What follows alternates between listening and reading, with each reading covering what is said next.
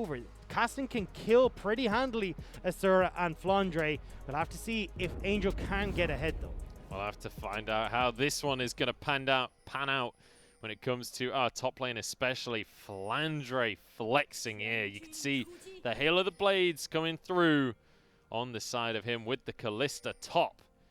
And across the rest of the board, kind of some interesting matchups across the board, honestly, with the Trundle going up against Jarvan in the jungle. We've got Kassadin for Angel. It's something we've seen him succeed on in the past. Kassadin and Azir, kind of his two big picks. So I want to take a quick moment to just set up the win condition here for LNG. Because we're saying, hey, look, Angel, if we can get ahead on Sunin's side, you're in great shape. You can look to assassinate these low-range AD carries. LNG are looking to hit the mid-game and run through as quickly as possible. Flandre, winning out on the top side, will force Aatrox into a position where he doesn't have the items and can't have the same impact as your regular Aatrox in these fights. And when set behind, Aatrox does pretty much nothing to anyone in a fight. It's the same with SOFM. If you've got Flandre in complete control of the top side of the map, XX can take over the jungle. Look at the hail of blades, man. There's nothing you can do. It's so disgusting. And now, Azura's been caught head-to-head between Huanfeng and Azura. So far, Azura not looking so hot. The double up. The heal came through as well. So top side very much in favor of LNG. Bottom side very much in favor of Huanfeng. I'm already like sweating from this game. This is stressful. I mean, look, you say nothing's happened. Blueby's got 1 CS and against Flandre, so it's not really going to be the best of situations for Suning coming into this. So going back to the point though, XX and Maple again have this great combo that can look to jump onto Huanfeng and cause issues for the Misfortune. So in this, 15 to 20, 25 minute window, LNG should be the ones in control here. And you mentioned that. I do want to just counter that slightly before he gets to lane. Azura on the bottom side here is 12 CS down already. He was forced to recall off the back of that 2v2. He's going to be set so far behind. Azura doesn't need to be the sole damage dealer here though. Because you've got Maple and you've got Flandre in this Kalista, setting one lane behind doesn't mean that LNG are out of it as much. The thing for Huanfeng here is how does he position in team fights? How can he avoid XX, the equalizer for Maple? If he's able to move in these fights and Maple isn't hitting Huanfeng with the equalizer, fantastic. Misfortune sets up. Huanfeng has the bullet time over several members of LNG, and especially when you've got these low-range AD carries, they struggle into the likes of the bullet time. If that can't set up, though, that's where Suning will struggle. I did get a little bit too excited. He managed to catch a lot of minions underneath the tower as he joined back in lane, so Azura going to be all right for now at least. SOFM is here. He knows what's going on. Nice pillar coming out from him just to deny the play.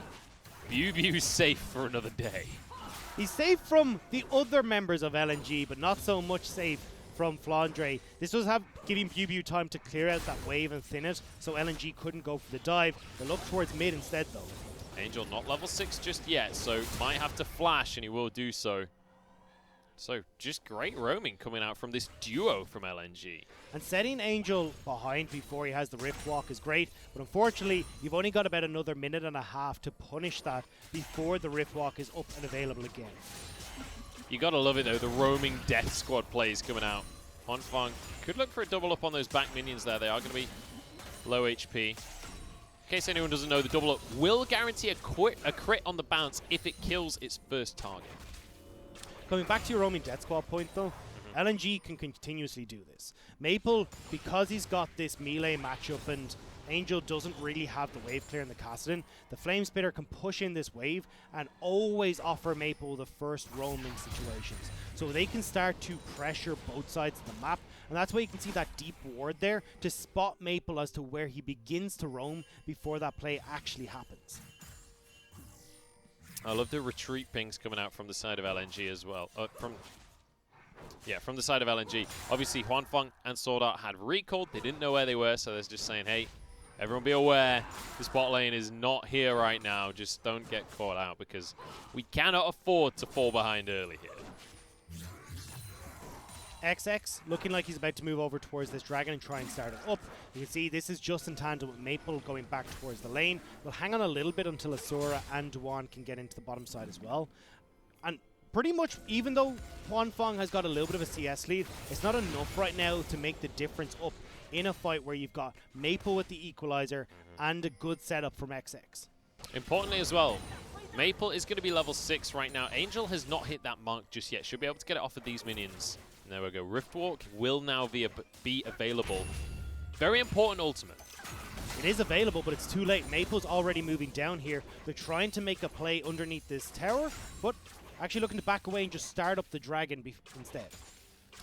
Really, and ultimately, at level 6, the Equalizer going to be a much, much more impactful ultimate than the Riftwalk from the likes of Angel. So I think correct response here from Suning to just respect that and allow this dragon to go over from the side of LNG.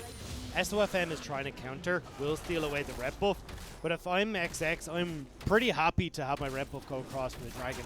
Extra damage is great, and especially as we said, look, mid-game is where LNG thrive.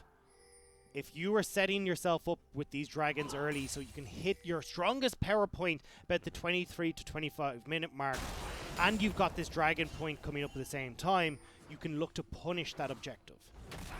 SOFM has moved up towards the top side of the map. If FLICKR wants the fight though, he's going to get caught up by a sweet spot. Forced to flash.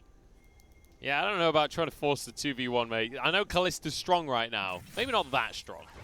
Definitely not that strong, and ends up paying the price. Was maybe hoping XX would be able to join a little bit quicker, but no boots picked up for the Jarvan quite yet. Looking to go straight towards the Cinderhulk and raw fighting power instead. SOFM level 6, but he knows that Maple would be able to rotate on over from the mid lane, so allows XX just to grab his chickens in peace. But that jungle experience difference is significant. That's with SOFM continuing to farm when the dragon was being taken. Now, Suning have control of this objective as well. Sword Art and Huanfeng have already moved, so they should be able to position here a little bit quicker. And not having the ultimate available for Jarvan really hinders that equalizer play that we're talking about. Suning might have an opportunity here to punish the window where XX isn't level 6, but he is looking to soak that XP off the wave and does hit it, but isn't in time. Teleport going to be channeled from FLICKR, who wants to be a part of this skirmish. XX going to be looking to go in. Smite comes down. Herald not taken here, and XX, that's not how that one works, I'm afraid. Sword Art pulls himself to safety. At least they can deny the Herald. This isn't so much Suning trying to get the Herald to set themselves up. It was more about denying it from LNG. If they can steal this away, it slows down this turret taking. You've now got to wait for second Rift Herald to spawn before you can try and use it. And that gives more time to Suning to get items onto Angel, to have a better setup off of SOFM, and try and equal out this gold lead that's happening in the top side for Buiwi. Definitely would have been nice, though, to get that for themselves. Huanfeng going to be chased down here by FLICKR. Huanfeng can trade relatively effectively, though. That's one of the things about Kalista top, right?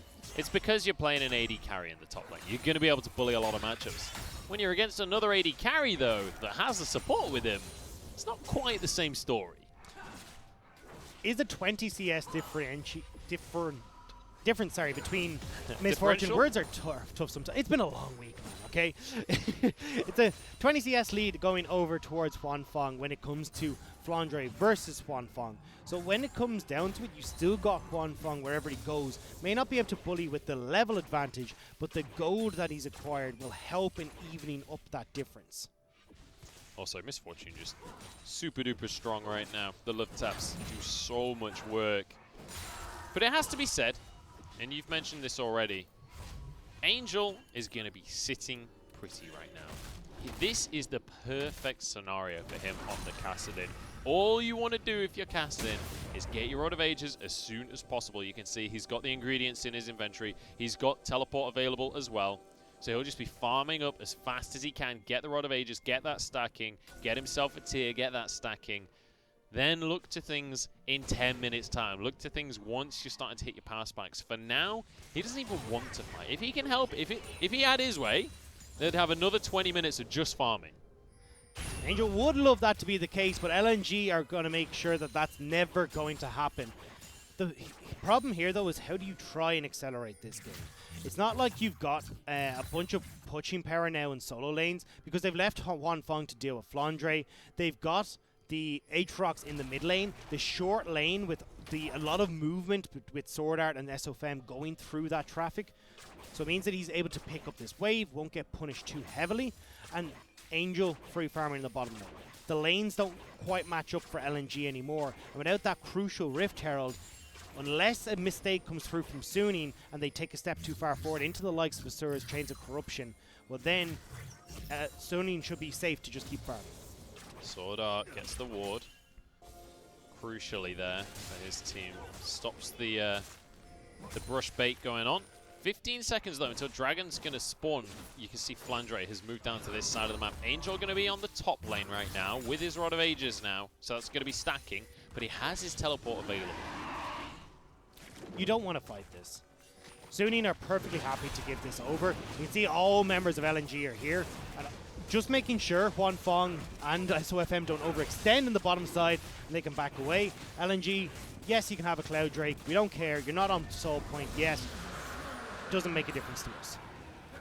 I'm surprised that Juan Feng and Sword Art were pushing to try and get a turret plate there. I'm a little bit surprised LNG didn't rotate down and try and force a play. In the meantime, though, we mentioned how the turret plate's easier to kill if you are a melee champion. Now, Kassadin falls into that category. He's already pretty good at pushing towers as well. Yes, 3 plates going over for the Kassadin. This was the call that was made by Suning. We need gold, not these dragons. So gold is what they prioritize. Turret plates and experience is what they prioritize. And Suning are looking to go late. So far, so good on that respect. Next Drake not for another 4 minutes, but Herald will come up before that, I think. Should come up at about 15 minutes, if I'm not The 14-15 mark, yeah, I think it was. Probably see it pop up in just a second that it is going to spawn soon. But this is where now maybe Suning need to try and figure something out. Because if that objective is going to come up and it goes across to LNG, they can start to crack open these turrets. At the moment, Suning have done a great job so far of holding on to all this turret plating, so that will have fallen away before this next Rift Herald spawns, but that just makes the towers a lot more vulnerable to this mobile death squad that you were talking about, Munchables, of XX and Maple. And Maple is going to have his fangs bared. Is bared a word? He's going to be bearing his fangs. Yeah, yeah. You can English good. It's okay. But I can definitely English gooder than you can, that's for sure. Much gooder. Much gooder. He's going to be bearing his fangs on this Rumble, because Rumble has fangs. Because, once again, I just want to remind you guys, this is his old team, right? This is the squad that if there's one win that he gets, I mean, he's already got 4 wins, but if there's one series that he wants to win this season in the LPL, it's definitely this one. Maple going up against Bew will be able to walk away. Overheat, but the shield saves him anyway. SOFM being punished here. On the other side of the board, though, when you look at this roster, when you look at Suning, the guy that your eyes are always drifting towards is Juan Feng. But it's not just about Juan Feng. As you can see, he's grabbed some turret plates for himself. It's also about Sword Art, who sets him up. And Sword Art, despite only being 23, is kind of the old man of the squad. And it's great to see him coming in with Juan Feng, because it does feel like it's given a new lease of life to Sword Art. The old man who takes spirit from the new rapscallion who's come into the team and is now found himself reinvigorated coming into these games. Needs to be careful here, though, because LNG have all situated around this Rift Herald. Suning aren't going to want to fight this. Angel's on the bottom side, and Flandre is going to match. They don't win this 4v4. They look like they want it anyway. Angel going to TP on in. Flandre going to be able to match that one as well. Sword Art gets a knock up onto Asura. Bullet time to follow. Doesn't do too much. Duan able to block a lot of it. Bew's on the back line. He's looking for Flandre. Infernal Chains. Doesn't do too much. Smite available for SOFM. Sword Art dodges away from the knockup. Who gets the smite? That's the question. It was XX, but there's a pull on in. Duan, the target equalizer. Not going to do all too much for him and his squad. Duan flashes away. And now the flash forward. What a knockup from SOFM. Asura forced to flash as well. Flashes across the board, no kills taken, and for the second time this game, the Herald is totally denied. LNG were all over the place in that fight. XX was so focused on the Rift Herald that he didn't turn with the Cataclysm and set up for that combo we were talking about with Maple and XX. This meant that Asura couldn't really enter the team fight or Flandre because they had to be so careful where BuBu was, and as well that they couldn't latch on to whoever's locked up in that Cataclysm. So LNG, even though they have all the advantages at this point in the game, couldn't find the team fight in the correct scenario. Suning pushed them back off the objective, and with no Rift Herald available, it's so much more difficult for LNG to opt into opening up these turrets. Now it's about time we talk a little bit about macro here, because there are no kills on the board. There are 2 dragons going the way of LNG, but when it comes to the gold, despite there only being 1 tower down, we've got a 2,000 gold lead in favor of Suning so far. They're very much the ones that are in charge of things when it comes to... Well, actually, the CS numbers are relatively even. It's all coming back to that turret plating. Don't forget, Suning opted to go for turret plates rather than the dragons. You're trading gold now for future or potential stats with the dragon on LNG side. LNG are looking to have this as a win condition they can force Suning to fight in early, but Suning have done a great job in extending this. Angel gonna be able to get that ward. There is a full-on battle for that control ward right there, but Angel gets it in the end. I said the wrong word there because I wasn't sure if we were going to fight. It's not extending, it's shortening the time where the advantages are in LNG side, but they're looking to have a scrap here at the Ocean. Well, Suning feel like they've got the advantage right now as they position for this Ocean Drake. Duan stepping on up to try and get rid of this control ward. Angel goes in, Maple forced to flash.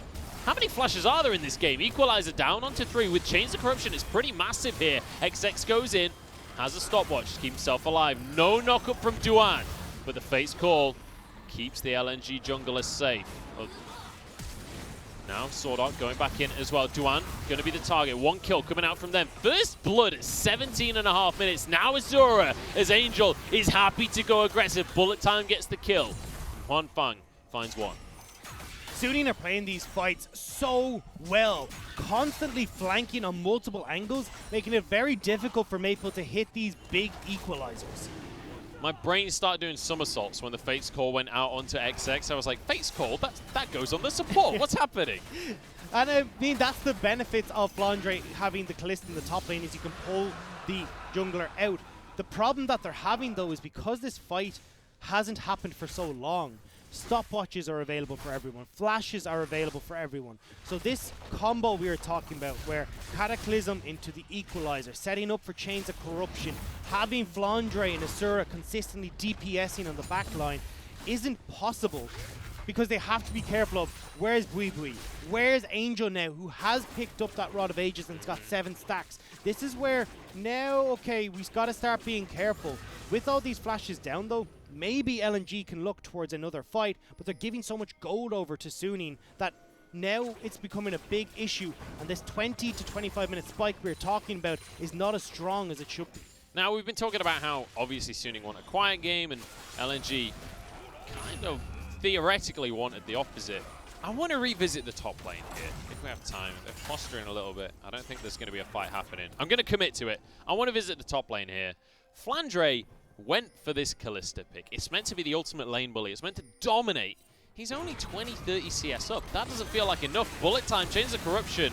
I knew I wouldn't get away with it. I knew I couldn't talk story here. Here we go, Duan. Going to be rooted on up. There's a knock-up as well. Azura going to be able to get away with his life as Flandre here to reinforce. There's a kill going on to the Maple with the Equalizer. Nice little answer there from LNG. Now, going to be able to get vision control off of the Baron thanks to that, but just Suning overextending that bit too far. Huan Fang gets the heal, or forces the heal and flash, so keeps himself safe, which I think should have been enough for Suning in this situation. They tried to go over aggressive onto Asura though. The Varus was way too far in the back for Angel to deal with, and the quick concussive stacks that can come through with all the AD carries on LNG. Duan sets up the kill onto Angel. Yeah, very nicely done. I do want to, now that we've got recalls, I know it's safe for at least 20 seconds here, Dagda. Why has Flandre not been able to hardcore bully here? Because like, when we saw the Shy play in this, it was disgusting. So, Flandre did hardcore bully in the beginning, what happened was Suning actually played really well with where they applied their lanes. Aatrox ended up moving into the mid lane, so Flandre couldn't punish that lane anymore. It wasn't this extended lane where you can get multiple Ren stacks and then get all the extra damage off. Instead, Flandre was sent to bottom lane. You had Huanfeng dealing with Flandre, so it's AD carry versus AD carry, and then you can't bully as heavily, while Angel was happy to go down to the bot and farm against Maple.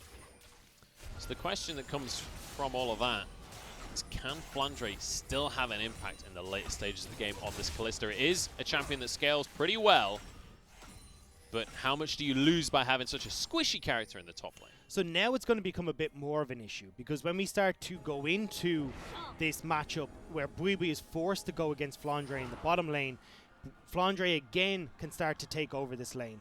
Also going for a very different build, which I'm not the biggest fan of. Usually when we see this Kalista top build, it's going full on into, I want to be the one to control this lane. Sanguine Blade for those 1v1 stats, and you can take over a side lane. This to me is saying that Flandre is not going for the 1v1 at all. He doesn't believe that he can just win out of the side lane, especially, I'm assuming, into the likes of Angel. So he's opting for a more teamfight focused build. Blade of the Rune King, Runan's Hurricane will be the next one, and looking to have more of an impact as a group for LNG rather than as a split pusher like the Shy played. Yeah, and that'll be one of the big tells. You mentioned the Runan's Hurricane. What we've often seen is a rapid-fire cannon coming out on the top lane Kalista. Not something you typically see on Kalista. It's one of the differences between this and the AD carry build. But as you say, Flandre does look to be leaning towards that team fight style. And there's definitely a strong team fight on the side of LNG. You can't argue with that. Well, I guess you could. I guess you could. If you really felt aggressive that day. I mean, you can argue anything if you just shout loud enough. LNG, though, need to shout a little bit louder when it comes to this game, because slowly but surely, without these fights going ahead, it's a 3k gold lead in favor of LNG. So far, so good. As Suning are going to be starting things off strong. 20 seconds until the Drake will spawn here. And Angel wants a pick. Flandre's going to find himself in a 2v1. Sentry ain't going to help you. Oh, he gets away with it. I don't think that was why he was using the sweeper, but damn, does it pay off big time. Suning, though, have set up correctly for this fight. They're the ones in control of River, which gives angles of opportunity for Angel and Buibi to find the flanks that they want. So Angel can disappear into the fog of war and then look to jump onto Flandre or Asura. It's not working around fog of war here. He wants a full frontal fight right now. Duan, obviously with the Unbreakable, can step forward pretty aggressively to try and get vision control, and that's exactly what LNG will do. The fight going to be coming on out. Chains of Corruption across the team. Look out for the bullet time from Huanfeng in a second here. Equalizer goes down from Maple. Cataclysm onto Huanfeng, but we've seen this before. Jarvan cannot take a misfortune. Maple, the next target, knocked up and finished off as well. And Suning, they want more. They're going for the tower dive. Duan gets away with his life. They can now back over towards the Ocean Drake or towards the Baron, which is where Suning are running towards. In these fights, Angel is putting so much pressure onto the back line that they're not able to follow up when XX jumps onto Huanfeng. No combo with the hot pot of Cataclysm and Equalizer, so damage is going astray, and Baron to Suning. They're going to be able to happily take this objective down at the 24-minute mark. Huanfeng easily has the damage to do this one, and he's got his team to back him up as well. No contest. XX is only just leaving the base. There's no way he gets here in time. That means SOFM can get the smite. And that is a huge swing in favor of Suning. They already had the gold lead. Now they're starting to really take control. I hope we get a replay of that fight, because there was a lot of missed opportunities here. We're going to see it. So, Angel doesn't get hit by the Glacial Fissure. It's aimed at Huanfeng again. Equalizer then comes in towards Huanfeng.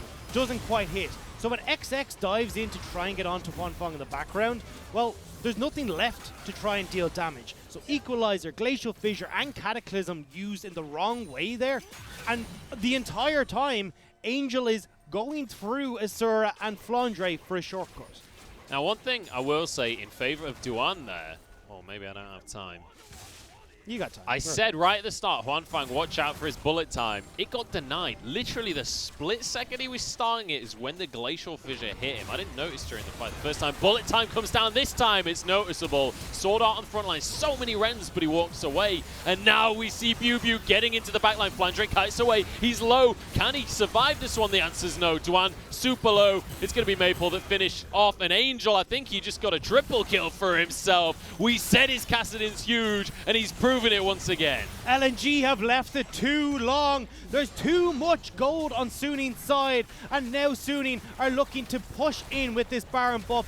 20-second death timers, they can crack open the base. There we go, the minions charging on in as well. They have so much of a minion wave to work with. 20 seconds on the death timers, as you said, and Kassadin from Angel moves down to the bottom side. He wants to get a tier 2 on top of this inhibitor.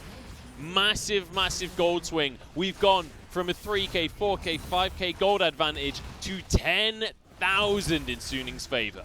And this is really sad to see from LNG. All the cards were in their favor, but how they went through these team fights, complete lack of coordination in so many of these. Equalizer finally comes down to disrupt Huanfeng, but unfortunately, look at how much damage Angel is able to pick off in these fights. Gets onto Flandre, sets up SOFM for the kill, instantly turns over onto finishing off everyone in this fight. LNG, though, at the beginning, should have been able to take these objectives. They had a great setup on these ultimates, but they never decided to use them. XX using Cataclysms at the wrong time, not working with Maple. Now they're getting caught out in the jungle. Speaking of Maple, he's in trouble. World Ender comes through, but there's a stopwatch as well for Bubu, so not much can happen to stop him doing what he wants. Duan going to be hooked on in, and he's going to be sacrificed by his team. Equalizer. I don't think he should have committed to that ultimate right there, because now yet another advantage goes the way of Suning, and they're looking for more inhibs. Suning are going to push in, and again, Angel can sit off to the side here and threaten dives underneath the turret. Asura and Flandre will be forced so far back that they can't even approach the turret. Baron now timed out on the side of Suning, but that's not going to stop them from taking this top lane inhibitor. They don't have the minions in the bottom side of the map right now, but might just try and brute force an ending here. Duan going to be up in 5 seconds. I think Suning realizing that just trying to force an end right now could be a throw. They aren't going to try and go for it. It's still early days. As weird as that sounds at 28 minutes, the death timers aren't quite long enough without the base already cracked open. They're going to back up 90 seconds until the dragon is available. So littering that bottom side with wards, giving the opportunity for Angel to find these flanking positions again because of how much control they'll have over the dragon area. And even you can see there Angel pushing in this bottom wave to make sure they are the ones fully in control across the bottom side. And it's heartbreak right now for the side of Maple. This was his big anime comeback. This was his story. So far it's not looking so good because Angel is all over this game.